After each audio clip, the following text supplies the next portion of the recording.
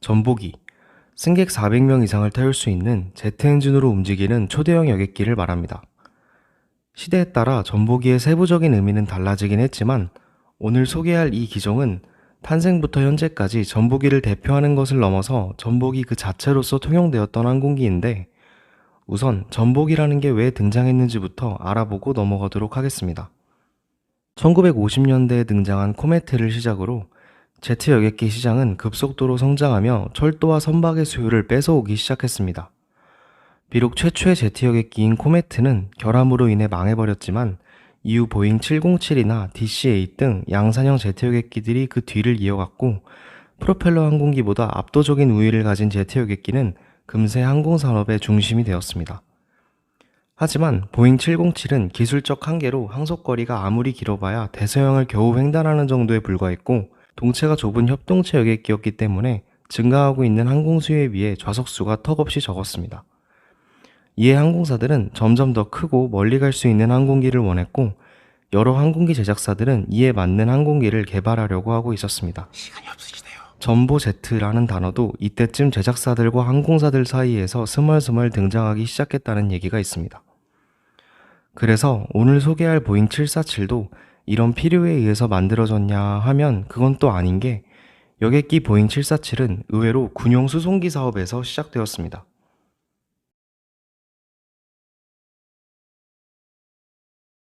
1961년 미 공군은 구형 수송기를 대체할 86톤 이상의 수송량을 가지는 신형 수송기 사업을 냈는데 당시 이미 B-29, B-52, B-47 등 수많은 구형기를 개발했던 보잉도 당연히 사업에 참가했고 모델 750이라는 이름의 수송기를 개발합니다. 그렇게 미국의 여러 방위산업체가 경쟁하게 되었지만 제너럴 다이나믹스는 대형기 제작 경험이 없어서 설계도도 제대로 못 만들어보고 탈락. 맥도넬 더글라스의 경우는 기수부 문이 옆으로 열리면서 조종실과 함께 조종 개통까지 뗐다 붙였다는 방식이었는데 이게 당시 1960년대 기술로는 영 불안해서 탈락. 보잉은 조종실이 2층에 있어서 높이 제한도 적고 1층 전체를 화물칸으로 사용할 수 있는 건 좋았는데 수송량이 적어서 탈락하면서 최종 승자는 로키드사가 되었고 이 기체는 오늘날까지도 쓰이고 있는 서방 최대 규모의 수송기 C5 갤럭시가 됩니다. 한편 수송기 사업에서 떨어진 보잉은 개발 과정에서 돈도 많이 들고 시제기를 만들기 직전까지 갔던 모델 750의 설계를 민항기용으로는 써먹을 수 없을지 고민하고 있었습니다. 정확히는 화물기로 판매하려고 각을 보고 있었는데 여객 분야의 경우 조만간 초음속 여객기인 보잉 2707이 개발되어 주력 여객기로 사용될 예정이었기 때문입니다. 그러던 중 보잉의 CEO 윌리엄 앨런 사장은 친구였던 팬 아메리칸 항공의 창립자 후안 트리페 사장에게 보잉 707보다 2배 이상 큰 대형 여객기에 대한 계획을 듣게 되는데 이 대화는 훗날 보잉 747이 탄생하는 데에 큰 역할을 하게 됩니다. 1950년대에 이미 6대륙 노선과 세계 일주 정기편을 운영하던 팬 아메리칸 항공은 1960년대 초부터 보잉에게 보잉 707보다 2.5배 큰 크기의 항공기를 제작해달라고 요청했을 정도로 대형기에 대한 관심이 많은 편이었는데 이 때문에 후안 트리페 사장은 보잉 747이 아직 모급조차 나오지 않았던 1966년에 25대의 보잉 747을 도입하는 보잉 역사상 최대 규모의 계약을 체결하게 됩니다. 참고로 이때쯤 보잉 747이라는 이름이 확정되었는데 4개의 엔진을 가졌다는 뜻에서 보잉 747이라고 명명했다는 얘기도 있고 기종명으로 이미 0, 2, 3을 썼으니 그냥 다음 숫자인 4를 붙였다는 얘기도 있습니다. 1966년 25대의 확정 주문을 받은 보잉 747은 그렇게 본격적으로 연구 개발에 들어갑니다. 모델 750의 설계를 상당 부분 차용했다고는 하지만 그래도 수송기를 민항기로 바꾸기 위해서는 여기저기 고칠 부분이 많았는데 주익의 높이를 낮추고 꼬리날개 모양을 민항기에 맞게 변경했으며 동체 또한 형태를 바꿔야 했다고 합니다. 이 과정에서 보잉 747을 탄생시킨 후안 트리페 사장의 설계의 상당 부분에 관여했다고 하는데 그 정도가 조금 심했는지 보잉의 엔지니어들과 의견 충돌이 있기도 했다고 합니다. 가장 문제가 됐던 부분은 동체의 폭을 기존의 보잉 항공기들처럼 협동체로 설계할지 아니면 광동체로 설계할지에 대한 것이었는데 후안 트리페 사장은 공간을 복합적으로 사용할 수 있는 동체 전체가 복층으로 구성된 협동체를, 보잉 747의 설계팀장인 조 셔터는 대피가 용이하고 화물 탑재에 유리한 단층으로 구성된 광동체를 원했다고 합니다. 하지만 결과적으로 최종 설계안은 기수분만 2층 구조인 광동체 항공기로 확정되면서 양측의 설계를 모두 반영하는 결과물이 나왔고, 그렇게 보잉 747은 최초의 광동체 여객기라는 타이틀을 가지게 되었습니다. 사실 여객기로 시작하긴 했지만 보잉 747은 화물기로서의 정체성이 더 두드러졌는데, 보잉과 페람 모두 초음속 여객기의 개발이 완료되면 주력 여객기 자리는 그쪽으로 넘어갈 것이라고 판단했기 때문입니다. 페남은 개발 중이던 초음속 여객기도 이미 대량으로 주문한 상태였기 때문에 여객기 보잉 747은 초음속 여객기가 나오기 전까지만 쓰다가 전부 화물기로 개장할 생각이었고, 보잉의 생각도 크게 다르지 않았습니다. 기수부분만 2층으로 만들고 조종석을 그 위로 올려 기수부가 열리게 만든 것도 여객형보다는 화물형에 유리한 화물형 개장을 염두에 둔 설계였다고 하며, 이 때문에 초창기의 보잉 747은 여객형에도 전부 기수부가 열리도록 기수부 도어가 장착되어 있었습니다. 한편 보잉 747의 대략적인 크기가 정해지자 이걸 만들어야 하는 보잉은 난감해졌는데, 보잉 707조차 대형기로 분류되던 그 시절에 보잉에는 보잉 707보다 2.5배가 큰 보잉 747을 생산할 만한 공장이 없었기 때문입니다. 뭔 짓을 해도 기존에 쓰던 공장에는 보잉 747을 우겨 넣을 수 없었기 때문에 결국 보잉은 보잉 747을 포함해 앞으로 출시될 대형기들을 위한 공장을 새로 짓기로 결정하는데, 이때 지어진 공장이 바로 그 유명한 에버렛 공장으로, 당시는 물론 현재까지도 전 세계에서 가장 큰 밀폐형 공장이라는 타이틀을 가지고 있으며, 라인의 길이가 1.4km에 달해 보잉 787 15대를 동시에 조립하는 것이 가능하다고 합니다. 하지만 초창기의 보잉 747은 에버렛 공장이 완공되기 전에 제작되었기 때문에 꼼짝없이 야외에서 엄청난 인력을 투입해가며 만들어야 했는데, 보잉 747의 초도기는 16개월 동안 5만 명에 달하는 인력이 투입되어 만들어졌다고 하며, 항공업계에서는 이들을 보잉 인크레더블스라고 부른다고 합니다. 참고로 보잉 747의 개발과 출시는 의외로 상당히 빠르게 이루어졌는데, 연구 개발 시작부터 초도기 공개까지 고작 2년이 약간 넘는 기간인 28개월만 걸렸으며 약 10조 원의 자금이 투입되었다고 합니다. 그렇게 1968년 9월 30일 세계 최초의 광동체 여객기이자 라인 넘버가 1인 보잉 747 1호기 등록번호 N7470이 롤아웃되어 대중에게 공개되었고, 당시 에버렛 공장에 모인 수많은 기자와 항공사 대표들은 보잉 747의 엄청난 크기에 놀라지 않을 수 없었다고 합니다. 마지막으로 보잉 747은 엔진 또한 신경을 많이 썼는데, 워낙 큰 항공기이다 보니 기존의 엔진을 그냥 장착하기에는 무리가 있었고, 프레드 휘트니사에서 보잉 747용으로 개발한 높은 바이패스비를 가진 JT9D 엔진을 사용했습니다. 사실 이 엔진은 원래는 모델 750에 달릴 예정이었지만 모델 750이 사업에서 떨어지고 이후 C5에 장착하려고 했지만 거기서는 또 제너럴 일렉트릭에 밀려 떨어지면서 폐기 직전에 놓인 엔진이었는데, 다행히 보잉 747이 이후 세계적인 베스트셀러가 되면서 이 엔진 또한 수천 기 이상이 판매된 베스트셀러 터보팬 엔진이 되었습니다. 다만 당시는 고바이패스 터보팬 엔진이라는 개념 자체가 생소하던 시기였기 때문에 초창기의 JT9D 엔진은 팬 블레이드가 파손되거나 과열되어 물을 뿌려줘야 하는 등 여러모로 문제가 많았다고 하며, 보잉 747의 비행 테스트 기간에도 계속 사고를 치는 바람에 페남으로 가는 양산 1호기의 인도가 지연되기도 했습니다.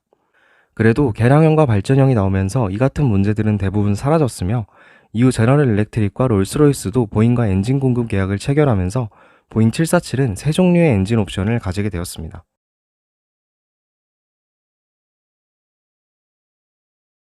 유례가 없을 정도로 커다란 여객기인 보잉 747은 초기형인 보잉 747-100부터 남다른 스펙을 가지고 있었는데, 우선 길이가 70.6m, 폭이 59.6m로 단순히 크기만 놓고 봐도 보잉 707의 2배에 가까웠으며, 공차 중량이 160톤, 최대 이륙 중량이 333톤으로 빈 깡통 상태인 보잉 747의 중량이 보잉 707의 최대 이륙 중량보다 무거웠습니다. 항속거리의 경우 기술적인 문제로 9,800km 정도에 불과했지만, 일단 이 정도만 해도 동시기에 출시된 여객기들 중에서는 항속거리가 가장 긴 편에 속했으며, 이후 형식에서는 12,000km 이상으로 향상되었습니다. 명색이 대형 여객기인 만큼 가장 중요한 좌석수는 2클래스로 구성하면 500석 이상, 3클래스로 구성하면 360석가량을 장착하는 것이 가능했지만, 의외로 초창기에는 좌석 공급량 과다를 우려한 항공사들이 이 넓은 항공기에 좌석을 구열로만 배치한 채로 운영했다고 하며, 2층 공간에는 좌석을 장착하지 않고 1등석 승객용 라운지를 운영했다고 합니다.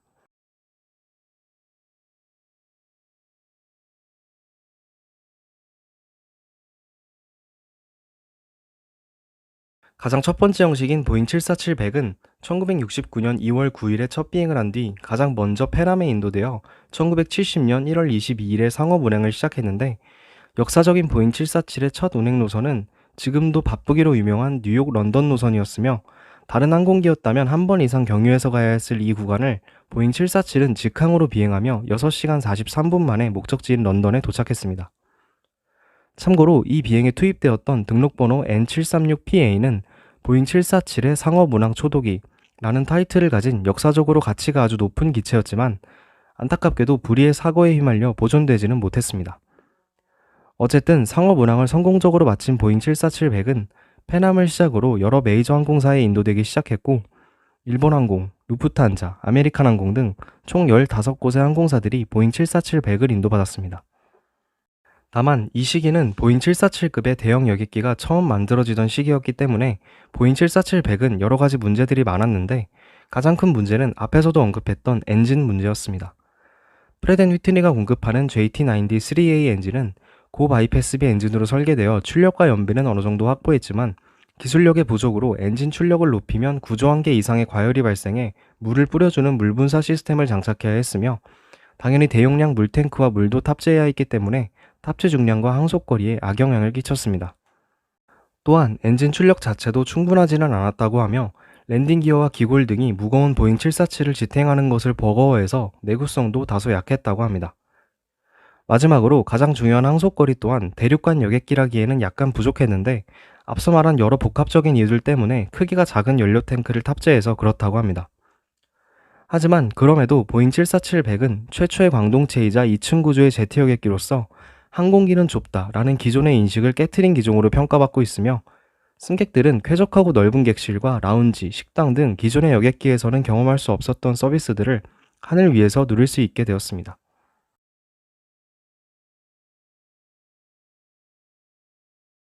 그리고 보잉 747-100이 출시된 지 2년이 지난 1971년, 보잉 747-200이 정식으로 출시되면서 본격적인 보잉 747의 전성기가 시작되었는데, 보잉 747-200에서는 앞서 말한 단점과 문제점들이 대부분 해결되었으며, 항속거리 또한 12,000km 이상으로 늘어나면서 대서양은 물론 태평양도 횡단할 수 있게 되었습니다.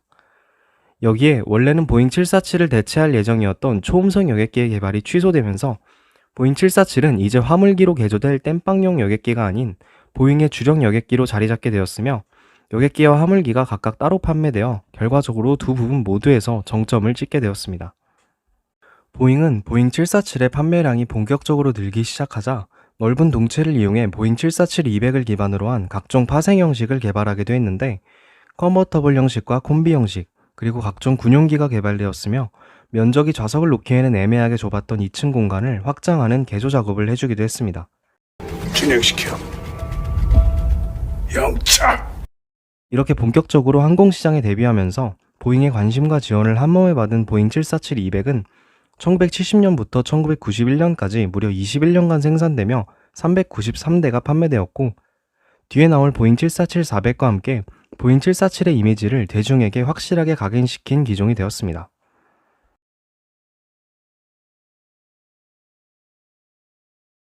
그리고 1975년, 보잉 747-300으로 넘어가기 전에 요상하게 생긴 보잉 747이 하나 개발되는데, 생긴 것만 보면 거의 비행이 불가능할 것 같이 생긴 이 항공기는 보잉 747SP라는 기종으로 수송량을 줄인 대신에 항속거리를 늘린 형식입니다.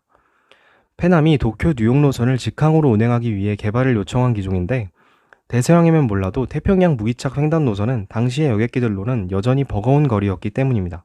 하지만 당시에는 지금처럼 엔진 기술과 소재를 이용해서 문제를 해결하는 게 어려웠고, 보잉은 그냥 보잉 747-100의 동체를 절단내서 무게를 줄임으로써 항속거리를 늘렸는데, 그 결과 저런 요상한 모양을 가진 보잉 747이 등장하게 되었습니다. 하지만 보잉 747의 가장 큰 장점이던 수송량을 토막내버린 결과 보잉 747SP는 항속거리와 속도를 제외한 나머지 모든 것을 포기한 항공기가 되었고, 처참한 수요를 기록한 채 최후를 맞게 됩니다.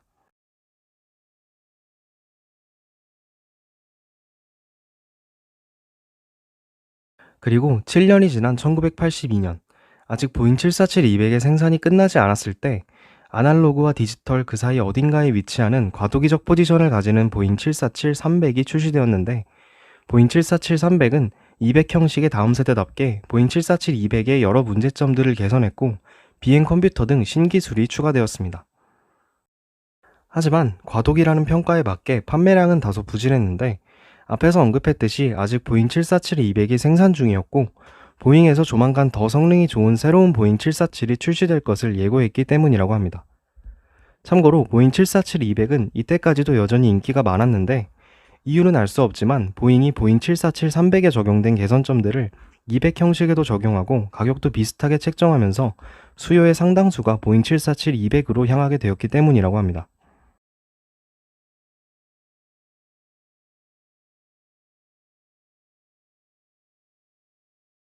그리고 보잉의 예고대로 이전의 보잉 747과는 차원이 다른 신기술을 대폭 적용한 보잉 747-400이 1989년에 출시되면서 보잉 747은 다시 한번 그리고 마지막 전성기를 맞게 됩니다. 보잉 747-400은 이제 태평양도 거뜬히 횡단할 수 있게 된 항속거리와 늘어난 수송량, 그리고 타이밍까지 맞아떨어지면서 지금의 보잉 777급으로 웬만한 메이저 항공사라면 대부분이 도입해갔고 고작 10년도 안 돼서 20년 넘게 생산한 보잉 747-200의 주문량을 넘어서는 저력을 보여주기도 했습니다. 외형상으로도 이전 기종들과의 차이점을 볼 수 있는데 먼저 보잉 747 최초로 윙렛이 적용되었고 엔진 또한 늘어난 중량을 받쳐줄 수 있는 신형 고바이 패스 엔진으로 교체되었습니다. 가장 변화가 있었던 곳은 조종석이었는데 보잉 747-300까지는 유지되던 항공기관사가 비행 컴퓨터의 발전으로 필요 없게 되면서 이제 콕핏에는 2명의 운항 승무원만 탑승하게 되었습니다.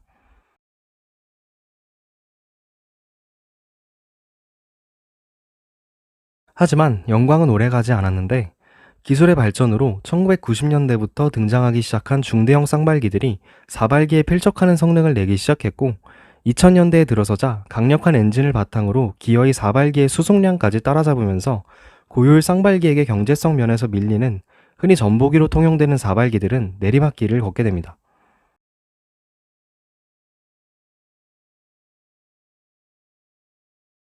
그리고 2000년대 후반 이미 전보기의 인기는 많이 떨어졌지만 영혼의 라이벌인 에어버스에서 세계 최대의 여객기인 A380을 개발하자 보잉에서도 보잉 747-400을 대체할 목적으로 새로운 보잉 747을 출시했는데 2009년 출시된 보잉 747-8은 400형까지 똑같이 이어져 오던 동체를 연장하고 항속거리와 효율성을 향상시킨 형식으로 사실 여러모로 A380보다 나은 항공기였습니다. 하지만 애초에 보잉은 옆 동네에서 A380 개발할 동안 고효율 쌍발기 개발에 집중했던 만큼 보잉 747을 포함한 사발기가 더 이상 예전 같은 인기를 얻지 못할 것을 이미 알고 있었고 보잉 747-8은 대형기 포지션을 물려받을 보잉 777X가 출시되면 단종시킬 예정이었습니다. 한마디로 대형기의 상징과도 같던 보잉 747이 또다시 탄생 초기와 같은 땜빵용 항공기로 돌아간 것입니다. 그러나 이미 대형 여객기의 상황은 땜빵용으로조차 쓰기 어려울 정도로 심각해져 있었는데 보잉 747-400 시절 532대의 주문을 받았던 여객형 보잉 747은 보잉 747-8I에 와서는 주문량이 30대로 줄어들었고 화물형 또한 쌍발기와 수송량에서의 차이가 적어진 탓에 이전과 같은 인기를 얻지 못했습니다. 결과적으로 여객형인 보잉 747-8I는 대한항공과 루프탄자, 중국 국제항공이 주문한 30대 이외에 추가 주문을 받아내지 못했고 보잉은 2017년에 대한항공에 인도된 기체를 마지막으로 여객형 보잉 747-8의 생산을 종료하기로 결정했습니다. 이 때문에 2017년 8월에 인도된 대한항공의 보잉 747-8I 10호기 등록번호 HL7644는 전 세계에서 생산된 마지막 여객형 보잉 747이라는 진귀한 타이틀을 얻게 되었으며 항공 역사적으로도 그 가치가 상당히 높다고 합니다.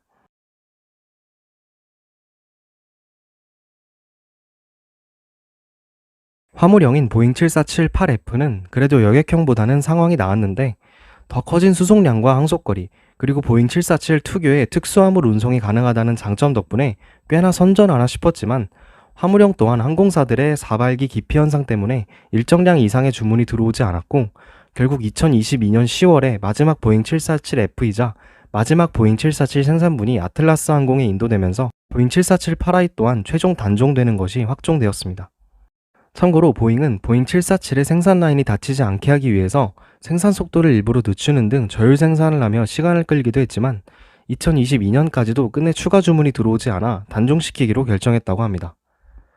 이렇게 마지막 보잉 747 시리즈인 보잉 747-8의 여객 화물형 생산이 모두 종료되면서 보잉 747은 1960년대에 시작된 생산기간 55년, 총 생산량 1574대의 역사를 다소 초라한 마무리와 함께 끝마치게 되었으며, 보잉 747이 반세기 넘게 도맡아오던 보잉의 대형기 라인업은 보잉 777X가 물려받을 예정입니다.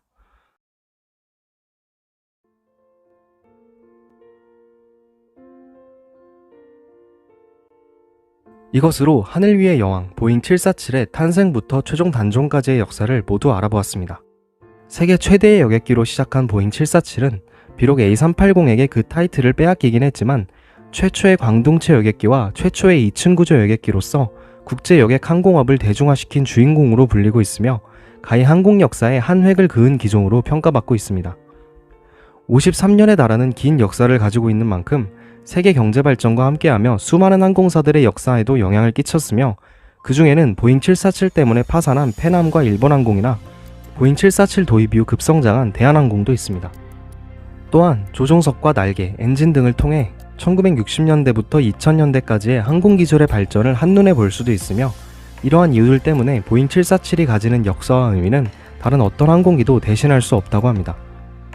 하지만 그 마무리가 A380과 비슷했다는 것은 꽤나 아쉬운 부분인데, 앞에서 언급했듯이 보잉 747-8은 보잉 787에 적용된 기술들이 대폭 적용되어 4발기 치고는 경제성이 꽤 괜찮았음에도 만들어지지 말았어야 할 항공기라는 말을 듣는 A380에게조차 한참 못 미치는 수량이 판매되었기 때문입니다.